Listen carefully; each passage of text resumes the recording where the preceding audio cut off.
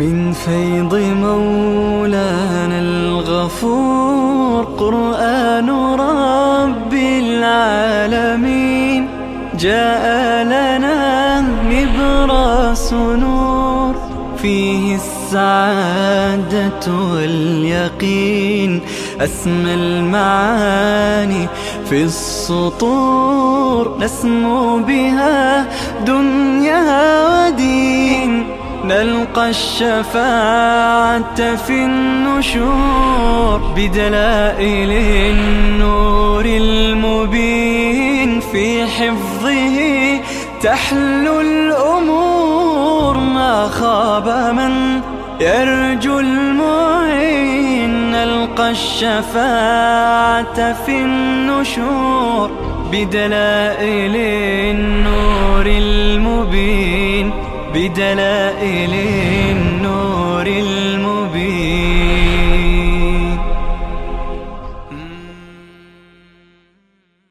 أعوذ بالله من الشيطان الرجيم. بسم الله الرحمن الرحيم. يا أيها الناس كلوا مما في الأرض حلالا طيبا ولا تتبعوا خطوات الشيطان إنه لكم عدو مبين.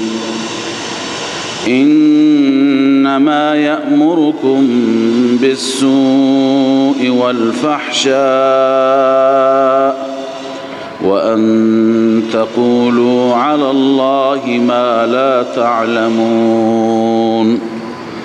صدق الله العظيم. اللهم صل على سيدنا وشفينا محمد وعلى آله وصحبه أجمعين. بعد از اینکه الله عزوجل به شبهات و سوالات مخالفین و منکرین پاسخ دادند، شبهات یهود و مسئله توحید را تکرار فرمودند و الهکم اله واحد، در این آیاتی که تلاوت می شوند و تلاوت شدند در ارتباط با نوع دیگری از شرک که در مسئله اله و مقدمه هم خواندیم، شرک فعلی، الله تعالی مطالبی را بیان می فرمایند. شرک فعلی قبلا هم گفتیم 4 عنوان تحت شرک فعلی قرار دارد. یکی تحریمات غیر الله و تحریمات الله و نذورات غیر الله و نذورات الله. تحریمات غیر الله همونه که خداوند اونها را حرام قرار نداده، خداوند حلال قرار داده. خداوند می فرماید که حلالا طیبا، مالهای پاکیزه‌ای هستند، مالهای حلالی هستند، تو اینها هیچ اشکالی نیست، ولی مردم اونها را چکار میکنند؟ حرام قرار میدهند و میگویند که اینها به خاطر آلهه، به خاطر معبودان، به خاطر بتان اینها حرام هستند. حرمت را مردم درست کردند.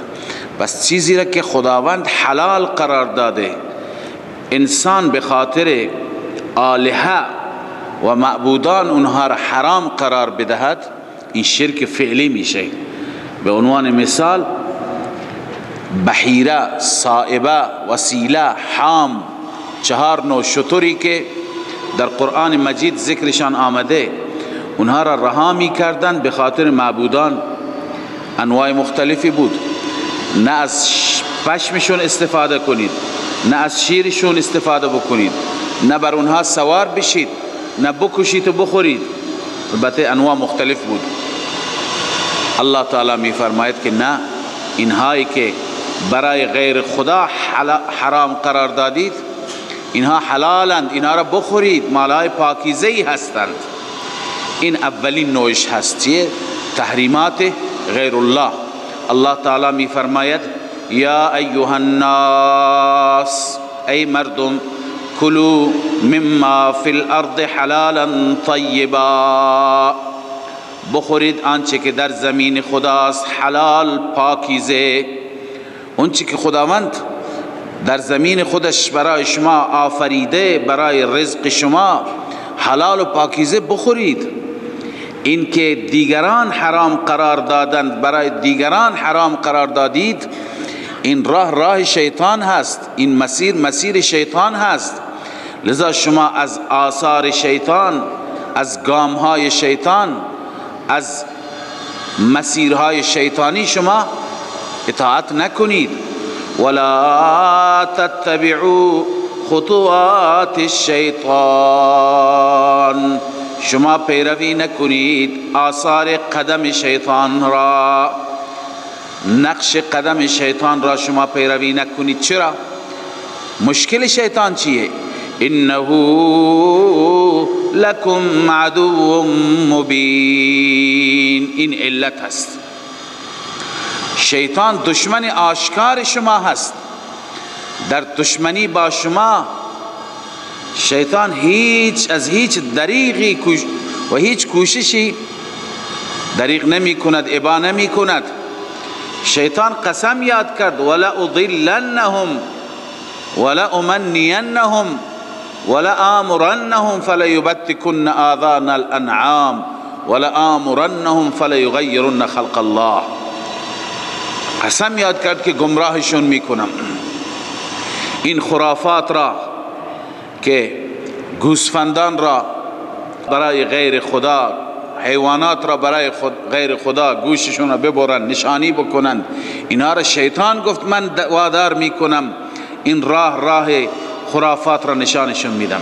لذا الله میفرماید انه لکم عدو مبین. انما یأمرکم، بنویسی اثر عداوت شیطان. ببینی از آثار عداوت شیطان چیه؟ الله میفرماید انما یأمرکم بالسوء والفحشاء، جز این نیست که شیطان شما را امر میکنه بالسوء، ببدی. سوء میگویند اعمال بد را، بالسوء پایینش بنویسی فی الاعمال. والفحشاء شما را بکار بی عفتی امر میکند. فحشا پایینش بنویسی فی الاخلاق، هم اعمال را خراب میکند هم اخلاق را خراب میکند، انسان را بی حیایی دستور میدهد. و ان تقولوا علی الله ما لا تفعلون، این که بگویید بر خداوند آن چیزی که لا تعلمون، شما نمیدانید. یعنی در رابطه با خداوند عزوجل ادعاهای انسان میکند، عقایدی را اظهار میکند، مسائلی را یا افتراعاتی را به خدا نسبت میده که لا تعلمون، خودتون هم نمیدونید، علم اونها را ندارید. همینطور از روی تخمین، از روی ظن، از روی گمان نسبت به خدا میدین. و ان تقولوا علی الله فی العقائد والرسوم، در عقاید و رسوم بر خداوند چیزهایی میگه که لا تعلمون، شما نمیدونید. منظور افتراء علی الله هست. و اذا قیل لهم اتبعوا ما انزل الله، اینجا خداوند زجر بیان میفرماید بر بطلان مذاهب مشرکی، مذهب مشرکان، دلایل مشرکان. همیشه مشرک وقتی که مذهب خرافی دارد، عقیده خرافی دارد، ازش دلیل میخواهیم، میگه که دلیل پدران هستند، آبای ما هستند، و در مقابل حق و اهل حق دیگه دلیلی ندارد. پیروی کن از راه خدا، میگه نه، راه پدران ما. الله میفرماید و اذا قیل لهم اتبعوا ما انزل الله، هرگاه گفته میشه به اونها اتبعوا، شما پیروی کنید، ما انزل الله، آنچه که الله نازل فرموده، قالوا بل نتبعه، میگویند چی میگن؟ لا نتبعه، یعنی ما از این مسیری که شما میگید پیروی نمی کنیم. بل نتبع ما الفینا علیه آباءنا، بلکه ما پیروی میکنیم از آن مسیری که یافتیم بر آن پدرانمان را. بنویسیم من التحلیل و التحریم، یعنی در باب حلال و حرام هرچی پدران ما بگویند ما از اونها پیروی میکنیم، از اونها تبعیت میکنیم. رب العالمین میفرماید اولو کان آباؤهم لا یعقلون شیئا ولا یهتدون، آیا از پدران اتباع میکنند؟ از پدران اینها پیروی پدرانشون را میکنند؟ قبلا هم گفتیم که اولو کانو در اکثر مواقع که میآید فعل بعد از همزه استفهام مقدر است. اولو کانو یعنی ایتبعونهم ولو کانوا آباءهم، ایتبعونهم ولو کانوا آباءهم، آیا پدران را پیروی میکنند گرچه اون پدران خودشون چیزی نمیدانستند، خودشان بر مسیر هدایت نبودند؟ آیا چنین پدرانی را پیروی میکنند؟ پدرانی را انسان پیروی میکند که بر اساس علم باشد، بر اساس دانش، دلیل، مدرک. الله میفرماید اولو کان آباؤهم، یعنی ایتبعونهم، آیا پدرانشان را پیروی میکنند؟ ولو کان آباؤهم، گرچه باشند پدرانشان لا یعقلون شیئا، نمیدانستند چیزی را فی الدین، در باب دین هیچ چیزی نمیدانستند. ولا یهتدون، بر هدایت نبودند، بر مسیر هدایت و بر مسیر خدا نبودند. اکنون خداوند عزوجل برای سوء فهم مشرکان مثالی بیان می کند. برای چه سوء فهم؟ یعنی اینها اینقدر کودنند، اینقدر نفهمند، مثل حیوان. حیوان را وقتی که کسی عرض کنم که صدا بکند چیزی میفهمد، چیزی حالیش نمیشه. الله عزوجل میفرماد اینها نفهمیشان به همین صورت است. و مثل الذین کفروا، مثال سوء فهم مشرکان، مثال کسانی که کفر کردند، کمثل الذی ینعق، کیفیت مثل اون کسی هست که ینعق. نعق به چی میگویند؟ نعق اصلش به صدای حیوان میگند، صدای چارپایان، صدای حیوانات را در عربی چی میگن؟ نعق میگویند. یعنی حیوانی که به اصطلاح صدا میده، بعبع میکند، یا اون صدای خاصه، هر حیوانی فرق میکنه صدایش، نه؟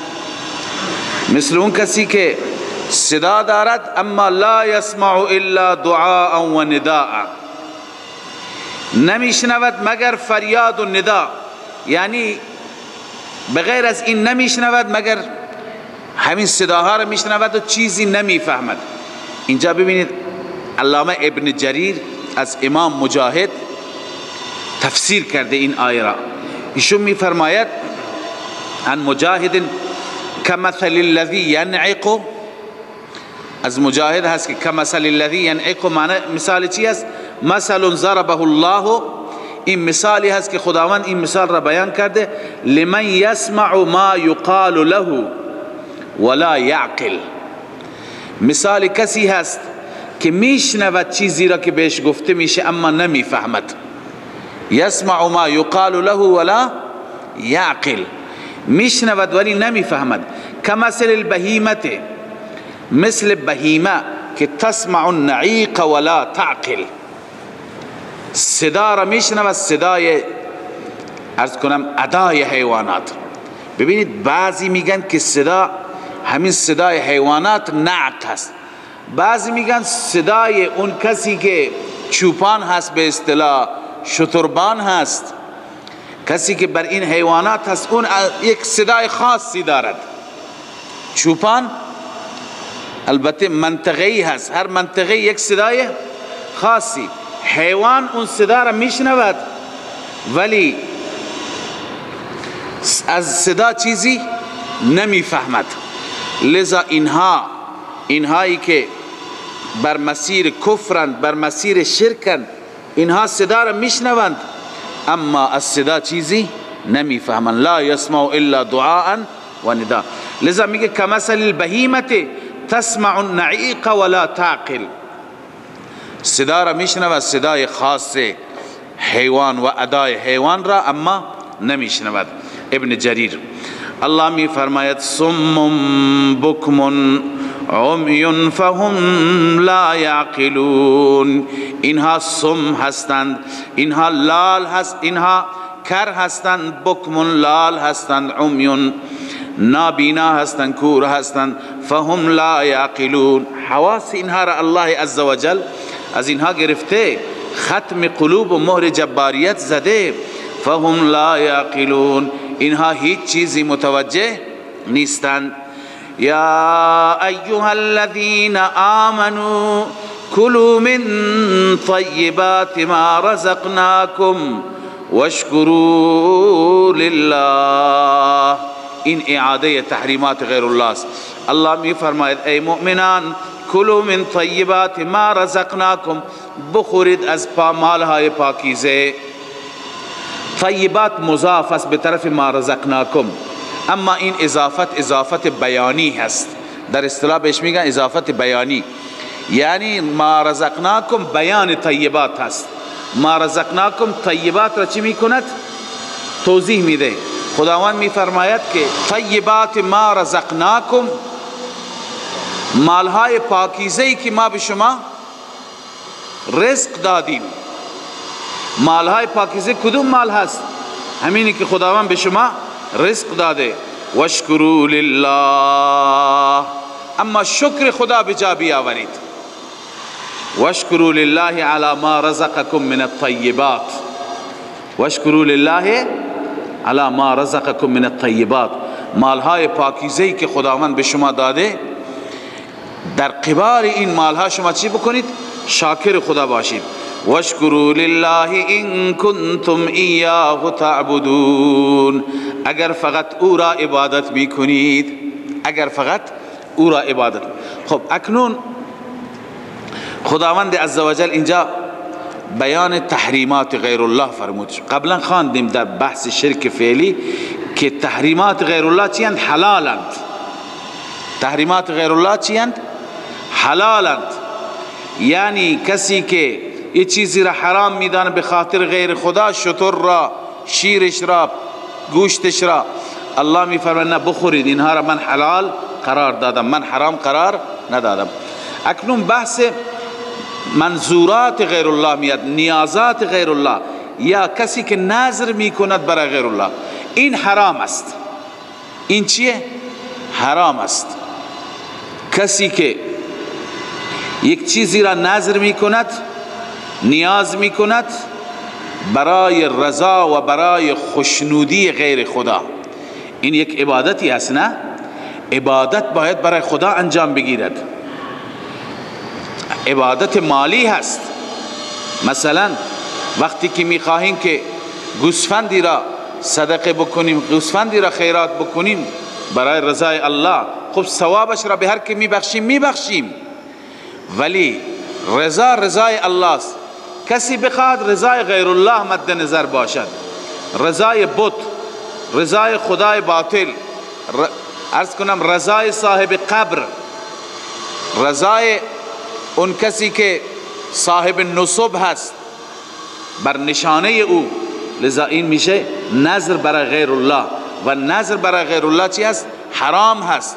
اون حیوان هم مثل میته هست، الله تعالی اون را در ردیف میته و در ردیف لحم الخنزیر آورده. عنایت بفرمایید ترجمه را.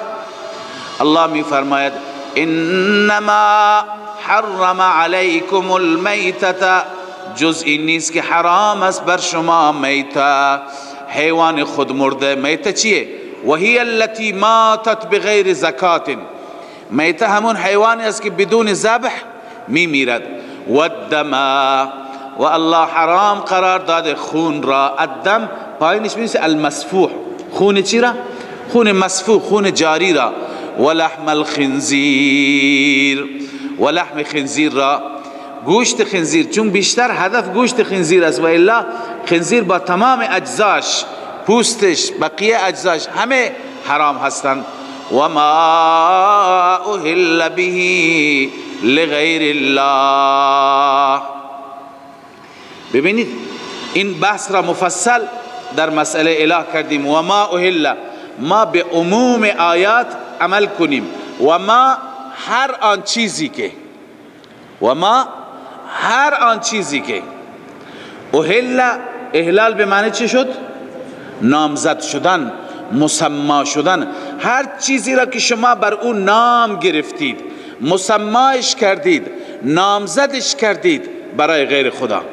مثلا اون چیز حیوانی، چون بیشتر حیوانات را میگفتن این شتر مال ملک سیاکو، این گوسفند مال مثلا پیر پیران، یعنی به رضای او این را میکشن. وقتی که به نام او نامزدش میکرد، الله میفرماید هر آن چیزی که چه حیوانی باشد، چارپایی باشد، چه عرض کنم که برنج و خورش باشد، چه آش باشد، چه نخود و کشمش باشد، چه نمیدونم نان روغنی بلوچی باشد، هر چی که باشد که انسان اون را میخواهد صدقه بکند اما برای رضای غیر خدا، ما اهل، آنچه که نامزد شده آن بهی، یعنی آن لغیر الله، برای غیر خدا.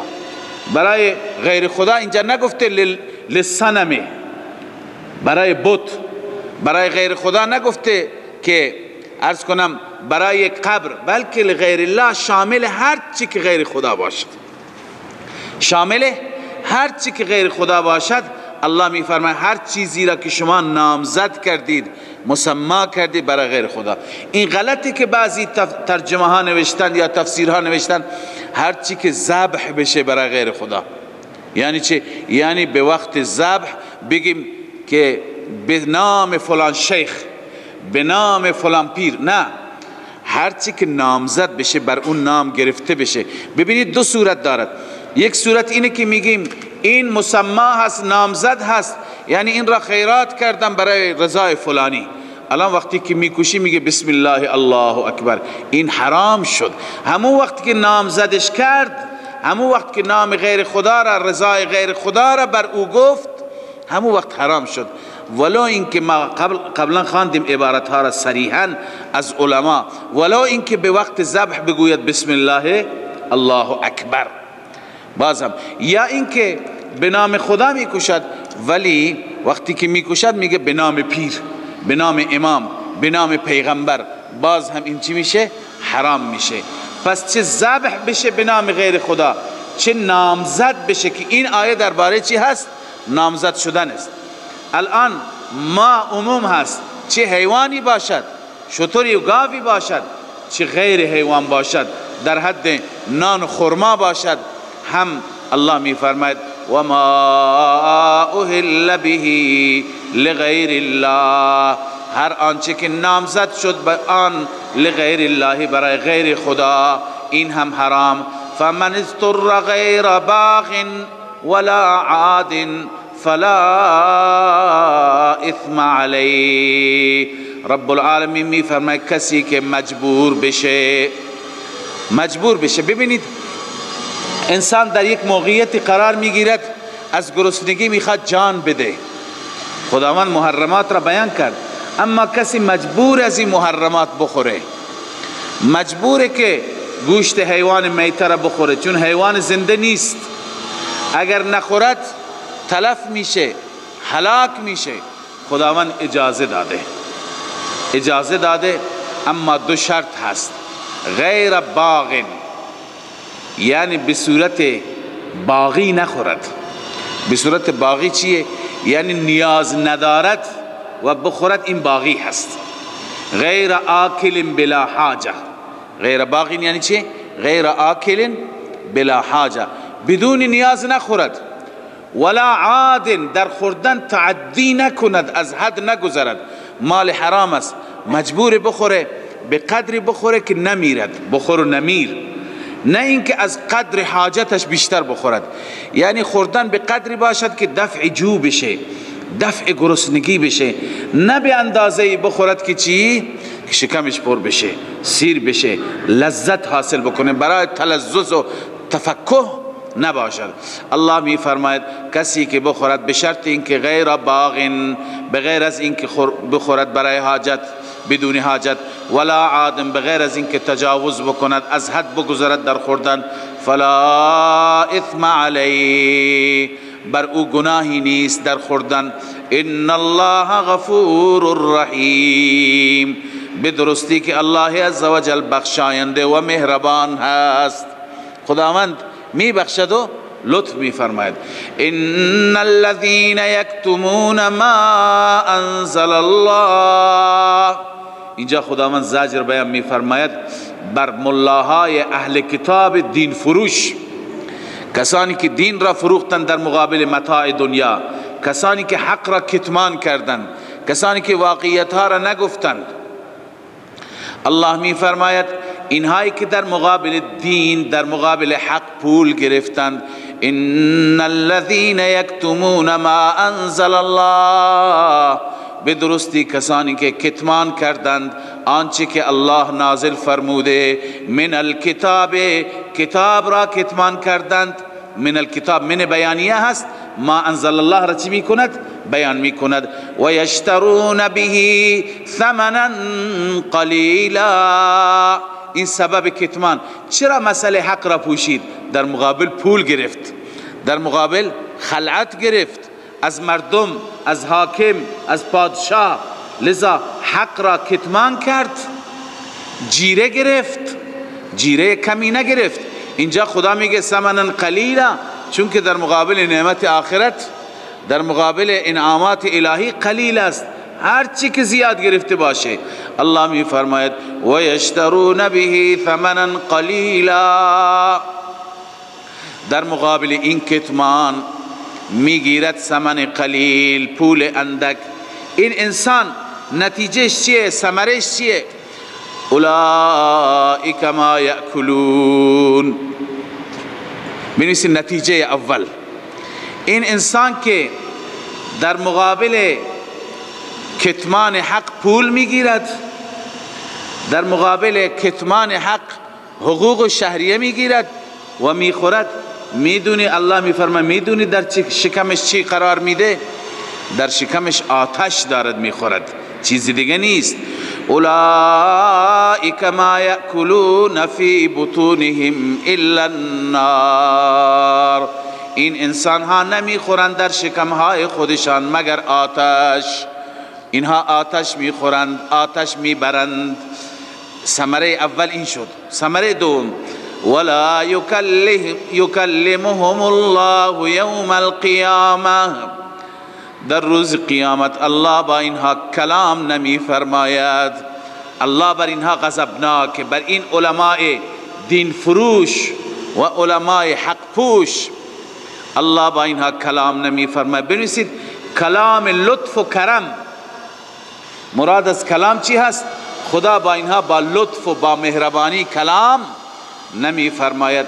سوم، نتیجه سوم، ولا یزکیهم، الله آنها را پاک نمی گرداند از گناهان. ولا یزکیهم من الذنوب، آنها را از چی پاک نمی گرداند؟ از گناه پاک نمی گرداند. نتیجه چهارم، ولهم عذاب علیم، برای اینها عذاب دردناک است. سبحان الله، الله عزوجل چقدر غضبناک است بر اون عالمی که خدا به او علم داده، واقعیت را میداند ولی باز هم کتمان میکند. به نظر شما اکثر علمایی که واقعا اونایی که علم دارن، خب بعضی جاهل هستن اما بعضی واقعا علم دارن، علم کتاب و سنت همه چیز را میدانند، اینها حق را نمیدانند، اینها واقعیت را نمیدانند، اینها نمیدانند یکتاپرستی یعنی چه، میدانند ولی متاع دنیا و موقعیت شغلی گاهی ایجاد میکند که اینها کتمان بکنند. الله چقدر ناراضی هست بر این گروه. الله میفرماید لا یکلم یا ما یاکلون فی بطونهم الا النار. اول اینا آتش میخورن، اینا چیزی دیگه نمیخورن. دوم خداوند با اینها کلام لطف نخواهد داشت در روز قیامت.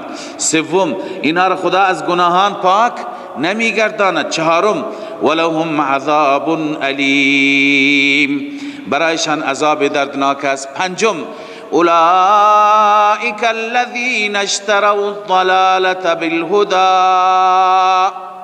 نتیجه پنجم این انسان ها گرفتن ضلالت را، خریداری کردن ضلالت را، بالهدى در مقابل هدایت، هدایت را فروختن، هدایت را از دست دادن، ضلالت را خریدن. ششم والعذاب بالمغفرة، و عذاب را خریدن در مقابل مغفرت آخرت، مغفرت الله را از دست دادن، عذاب الله را برای خودشون خریدند. الله تعالی اینجا صیغه تعجب میارد، فما اصبرهم علی النار، تعجب از اینکه اینها چقدر بر آتش صبر دارند، چقدر بر آتش صبر دارند. صیغه تعجب، نه؟ چقدر اینها بر آتش جهنم صابرند، تحمل دارند. علت این همه عذاب، این همه ثمرات و نتایج چیه؟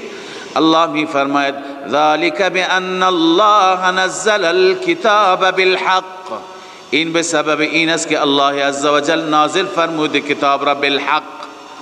بالحق یعنی چی؟ بالصدق. خداوند کتاب را به صداقت و به راستی، بالحق یا لاظهار الحق هم میشه. خداوند کتاب را برای اظهار حق نازل فرمود، ولی اینها با حق اختلاف دارند. و ان الذين اختلفوا في الكتاب، کسانی که اختلاف کردند در کتاب، لفی شقاق بعید، اینها در چی هستند؟ در اختلافی که بعید عن الحق، در اختلافی که با حق فاصله دارد. اختلافات گاهی متاسفانه انسان را وادار به عناد می کند، با ضد می کند و این انسان از حق و از مسیر حق فاصله می گیرد. لذا حتی الامکان سعی بشه که ارشاد ناصحانه باشد، خیرخواهانه باشد، ارشاد و راهنمایی به نحوی نباشد که اختلاف ایجاد بشه. اختلاف خود به خود ضدیت می آورد، عناد می آورد، گروه های مختلفی چی میشند؟ تشکیل میشه، انسان ها بدبخت میشند. ليس البر ان تولوا وجوهكم قبل المشرق والمغرب ولكن البر من آمن بالله واليوم الآخر. الله تعالی بعد از اینکه این سوالات را جواب داد، شبهات را پاسخ داد، هم شبهات درباره قبله بود، هم شبهات درباره صفا و مروه بود، هم در رابطه با توحید خدا دلائل واضح شد و هم بیان شد که علت اینکه این علما حق را کتمان می کنند علت چیه؟ علت ها بیان شد. اکنون الله تعالی راه بر را، راه نیکی را، راه سعادت را که هم عقاید هستند و هم اعمال هستند، هر نوع اعمال و هر نوع عقاید همه را خدای عزوجل در اینجا بیان می فرماید. الله می فرماید لیس البر ان تولوا وجوهکم قبل المشرق والمغرب، نیست بر یعنی نیکی، کار خیر، کار نیک، این نیست که شما برگردانی چهره هایتان را قبل المشرق والمغرب، به جانب مشرق و مغرب، چه به طرف مشرق نماز بخوانید چه به طرف مغرب. دار و مدار بر این نیست، دار و مدار مقبولیت بر این نیست. دار و مدار بر و نیکی بر چی هست؟ ولكن البر، اما نیک کسی هست. اینجا چون که نیکی کسی هست، نیکی که کسی نیست، نیکی عملی هست نه فعلی هست. به این خاطر مفسرین نوشتن ولكن ذل بر، اما اون کسی که صاحب نیکی هست، یا ولكن صاحب البر، اما چی؟ صاحب بر کسی هست، کسی که صاحب چی باشد؟ نیکی باشد. الله می فرماید ولكن البر من آمن بالله والیوم الآخر. اما نیک، انسان سعادتمند اون انسانی هست که اولا در بحث اعتقادات مشکل داشته نباشد. من آمن بالله والیوم الآخر، اون انسانی هست که ایمان به خدا دارد، ایمان به روز آخرت دارد، یعنی ایمان به مبدأ و معاد. والملائکة والکتاب والنبیین، اون انسانی که ایمان دارد به ملائکه، ایمان دارد به تمام کتاب های آسمانی، ایمان دارد به تمام انبیاء، والکتاب السماویه والنبیین کلهم، به همه نبیین ایمان دارد، به همه کتاب ها ایمان دارد. این هست نیکی، نه اینکه شما بگید به طرف مشرق نماز بخوریم یا مغرب. این بحث اعتقادات است. بعد از اینکه عقیدهش صحیح شد عملش هم باید درست باشه، اما اولویت مال چیه؟ عقیده. اگر انسانی اعتقادش درست نباشد عمل به درد نمیخورد.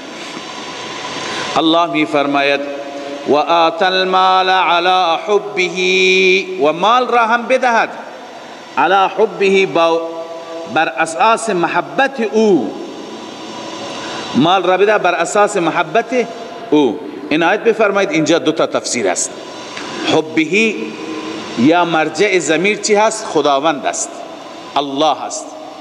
یعنی مال را بدهد علی حبه، بر اساس محبت خدا. چون با خدا محبت دارد، خدا را دوست دارد، به خاطر دوستی خدا مالش را در راه الله میدهد، یعنی با اخلاص. نتیجه چی میشه؟ با اخلاص مال خودش را به خاطر محبت و بر اساس محبت خدای عزوجل در راه خدا میدهد. این یک تفسیر. تفسیر دوم، علی حبه مرجع ضمیر مال هست، یعنی مال را میده با وجود محبت مال را میده با وجود محبت، یعنی مالی را میده که دوستش دارد، مالی را میده که چی؟ دوستش دارد، نه مال بنجلش را، مالی که به درد نمیخورد اون مال را میده. این کمال نیست، بلکه و آت المال علی حبه، میدهد مال را بر اساس چی؟ بر اساس اینکه با مال دوستی دارد.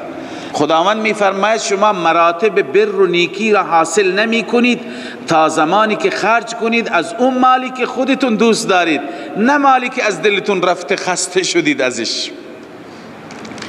اون هم انسان نیندازه به فقیر بده، ولی کمال در این است که انسان مالی را بده که بیشتر دوستش داره، مالی را بده که برایش عزیزتره.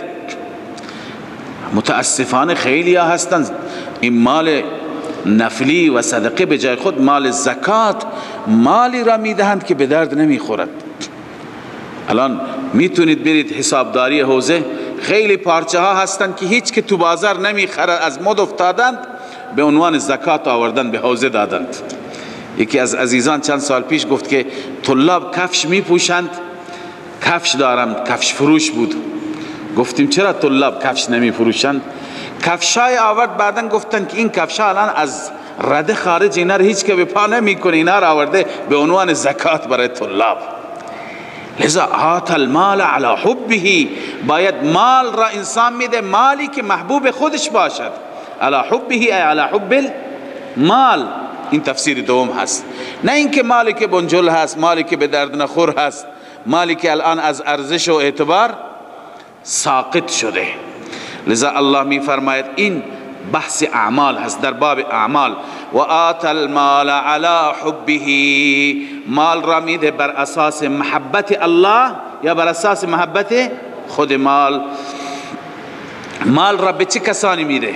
ببینید ترتیبی که خداوند عزوجل بیان فرموده، این ترتیب قابل تعمق است، انسان بیندیشد. انسان اول باید از خویشاوندان خودش شروع بکند. و آت المال علی حبه ذوی القربا، کسانی که خویشاوند هستند، کسانی که ذوی القربا هستند، کسانی که با انسان نسبت قرابت و خویشاوندی دارند و فقیرند. والیتاما و یتیم ها را بده. ببینید چرا ذوی القربا را اولا آورد؟ چون که ذوی القربا را اگر انسان مال بده دو اجر بهش میرسه. یکی اجر صله رحمی بهش میرسه، یکی اجر تصدق صدقه بهش میرسه. علما فرمودن قدمه ذوی القربا را مقدم کرد لان فیه اجرین، اجر الصدقه و اجر الصله.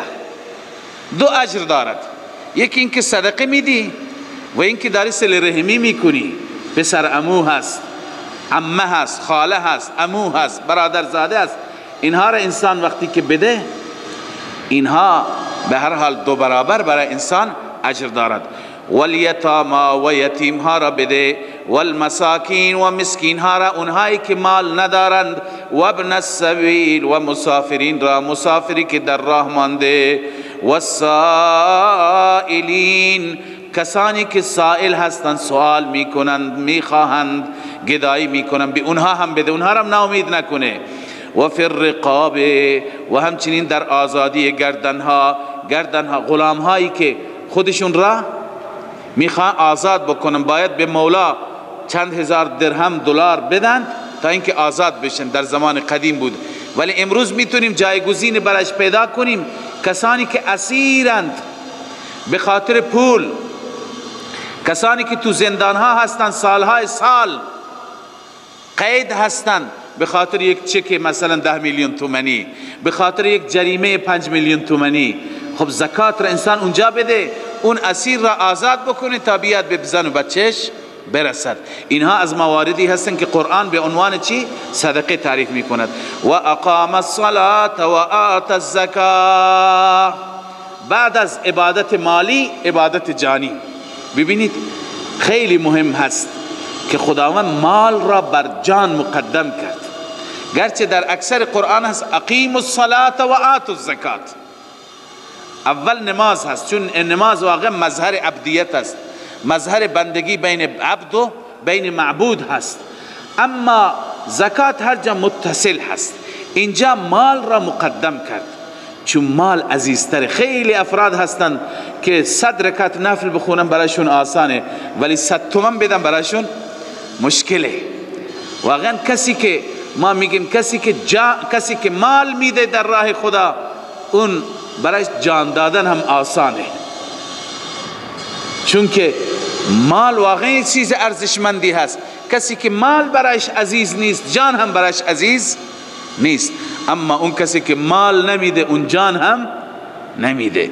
لذا الله می فرماید و اقام الصلاة و آت الزکاة، نماز را برپا بدارد، زکات را بده. پس اون مالی که اول گذشت معلوم میشه که اون زکات نیست. زکات اینه که بحثش اینجا آمد، اون صدقه نفلیه هست، اون مال اضافی علاوه از زکات است. والموفون بعهدهم اذا عاهدوا. بعد از مسائل مالی، بعد از عبادت ها، اول اعتقاد آمد، دوم اعمال، الان اخلاقیات. والموفون بعهدهم اذا عاهدوا. نیکی این هست، صاحب بر این انسان هست که به عهد خودش وفا بکند. والموفون بعهدهم اذا عاهدوا. و وفا کننده به عهد باشد وقتی که عهد می کند. چه عهد با خدا می کند؟ انسان که لا اله الا الله می خواند، با مولای خودش عهد می بندد که تمام واجبات و دستورات تو را انجام می دهم. چه عهد با بندگان خدا می بندد؟ پایبند عهد باشد، عهد شکن نباشد. و دیگه والصابرین فی البأساء والضراء وحین البأس. و همچنین صابرین، اینجا چون منصوب آمده بعضی گفتن امدح الصابرین، همچنین مورد ستایش هستند صابرین. چه کسانی صابرین؟ کسانی که فی البأساء والضراء وحین البأس، کسانی یعنی مجاهدین در راه خدا، کسانی که صبر میکنند فی البأساء، در سختی ها. بأسا میگویند سختی های مالی یعنی فقر. والضراء، در ضررها. ضراء میگن سختی های جانی، یعنی مریضی ها، یعنی مشکلات مالی دارند یا مشکلات جانی دارند، صابرند. و حین البأس، و به وقت جنگ صبر میکنند. صبر کردن در وقت جنگ و استقامت، این خودش یکی از اعمال بزرگ هست. پشت دادن به دشمن و گریختن و ترسیدن و منجر به شکست سپاه اسلام شدن، این از بزرگترین گناهان کبیره هست. یا ایها الذین آمنوا اذا لقیتم الذین کفروا زحفا، وقتی که روبرو شما وارد نبرد شدید، فلا تولوهم الادبار، شما پشت ندهید، نترسید، بزدل نباشید. مسلمان باید بزدل نباشد. مسلمان باید قرآن مسلمان را تشجیع می کند. مسلمان باید از مرگ نترسد. مرگ که به هر صورت یک روزی میاد. لذا الله می فرماید صابر باشد حین البأس، به وقت جنگ. بزدل نباشد، ترسو نباشد، نترس باشد. انسان هایی که دارای این صفات هستند، خداوند عزوجل نتایجشون را، نتایج دنیا و آخرت را بیان می فرماید. اولئک الذین صدقوا، این انسان ها کسانی هستند که صادقند. صادقند در چی؟ بنویسی فی العقائد والاعمال والاخلاق. هم در باب عقیده صداقت دارد، هم در عمل صداقت دارد و هم در اخلاق. و اولئک هم المتقون، اینها هستند متقیان، اینها هستند متقی، پرهیزگار، خدا ترس. لذا اینها این لقب را از سوی الله دریافت میکنند. یا ایها الذین آمنوا کتب علیکم القصاص فی القتلى. بخش دوم سوره مبارکه بقره از اینجا شروع میشه. تا اینجا بحث بیشتر روی سخن با گروه های ضاله و گمراه بود. اول منافقین، مشرکین، یهود و نصارا، اهل کتاب، و همچنین شبهات اونها و سوالات اونها پاسخ داده شد. تا اینجا بخش اول سوره هست. بخش دوم سوره مسائلی هستند امور انتظامیه، یعنی مسائلی که انسان مسلمان اونها را رعایت بکند برای نظم و نسق زندگی، اونها تأثیر گذار هستند. اگر این مسائل رعایت بشند، مسائلی که مربوط به چی هستند؟ تدبیر المنزل و سیاست المدنیه، چه مسائلی که مربوط به امور خانه و خانواده هستند، چه مسائلی که مربوط به شهر و کشور و زندگیمون هستند. یک سری احکام، دستوراتی، ضوابطی، قوانینی خداوند عزوجل دستور فرموده که اینها را رعایت بکنید، زندگی خوبی خواهید داشت. لذا احکام و امور انتظامیه از این به بعد شروع میشند تا نزدیک به آخر که بعدا دوباره مسئله اصلی و مدعای سوره توحید از آیت الکرسی شروع میشه.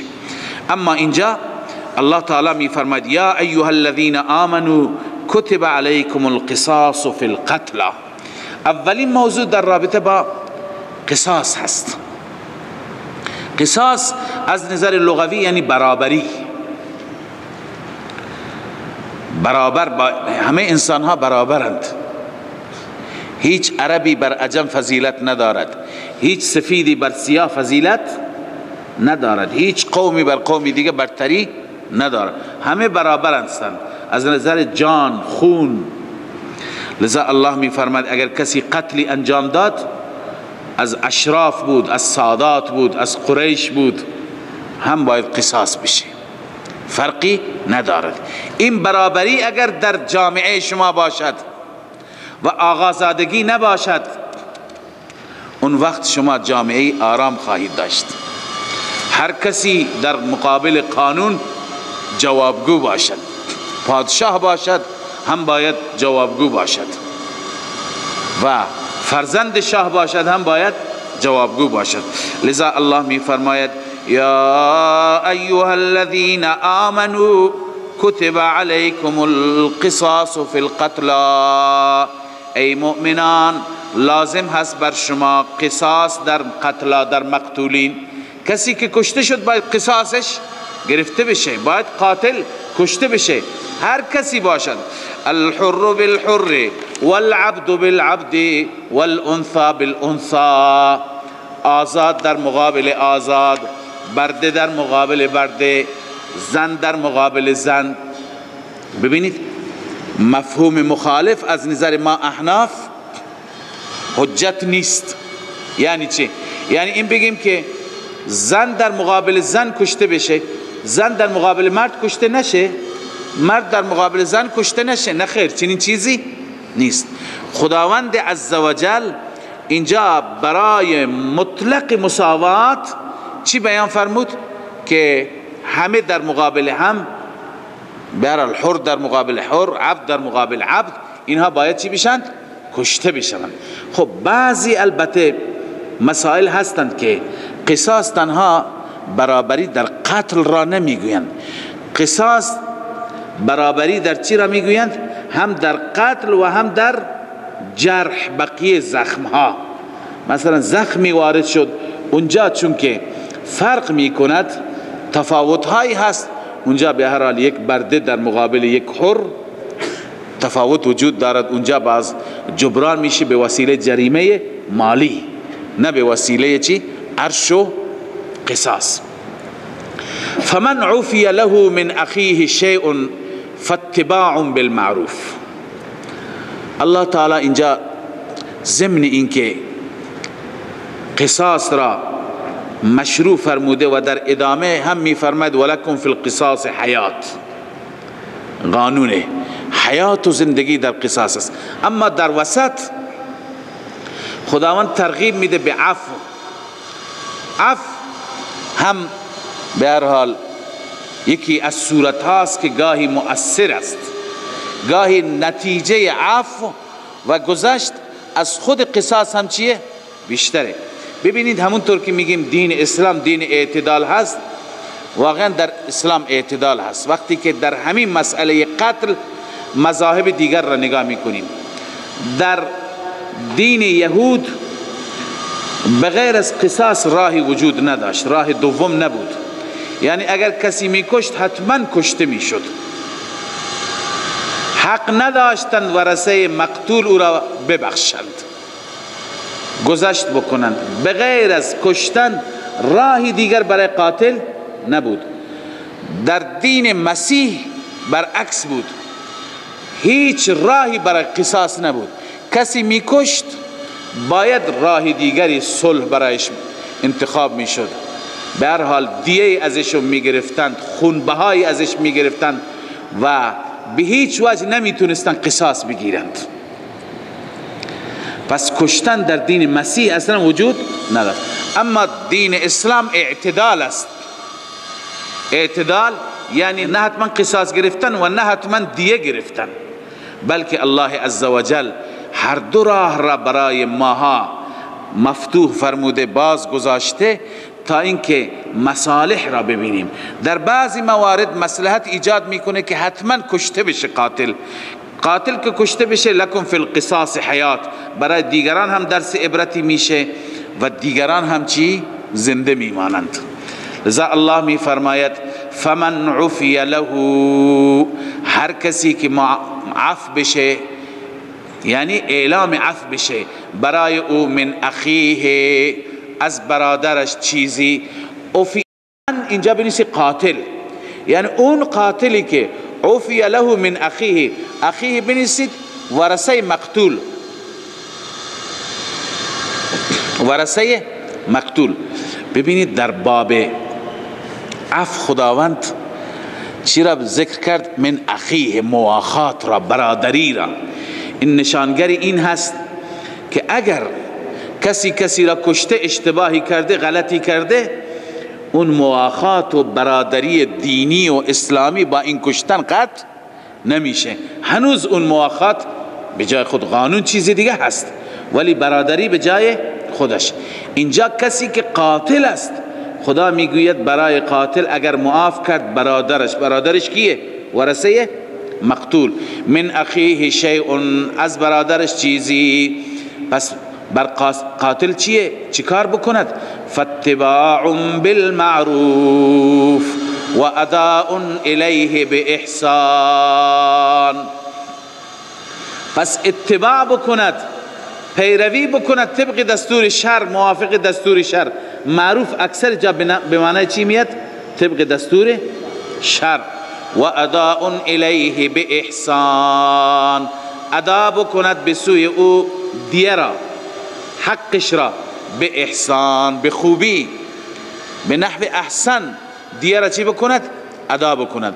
ذالک تخفیف من ربکم و رحمه. الله می فرماید ببین اینجا دو چیز برای مسلمان خدا گذاشت، هم دیه هم عفو و هم قصاص. ذالک تخفیف، این دیه و عفو تخفیفی هست از جانب رب شما، و رحمتی هست. دیه به جای قصاص، این خداوند راه را برای شما مسلمانان مشروع گذاشت.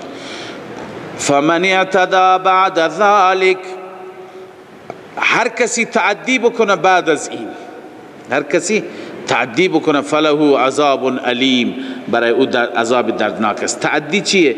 یعنی یک بار می بخشد بعد از اون می کشد. فمن اعتدى ای قتل بعد العفو، بعد از عفو او را می کشد.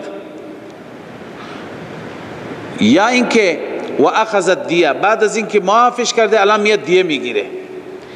این انسان دیگه تعدی کرد. بعضی انسان ها هستن که قاتلین خودشون را میبخشند. تو زندان که باید قصاص بشه قصاص نمیکنه، میبخشه، رضایت میده، قاتل میاد بیرون که میاد لذا یک روز عصبانی میشه میره میکشه. این چی هست؟ اعتدا هست، تعدی هست بعد از اینکه عفو کرده. لذا نباید تعدی صورت بگیرد. و آخر دعوانا ان الحمد لله رب العالمین.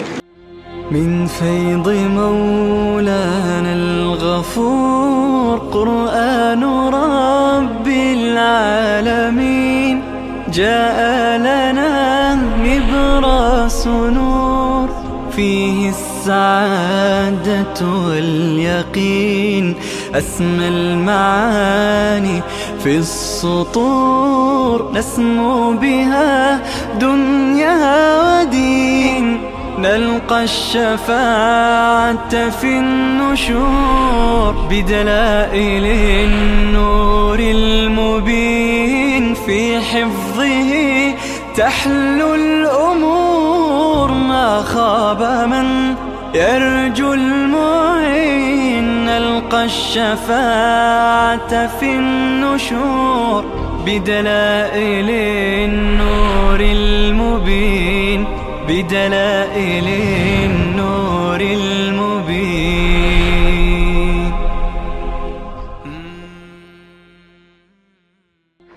من فيض مولانا الغفور قرآن رب العالمين، جاء لنا نبراس نور فيه السعادة واليقين.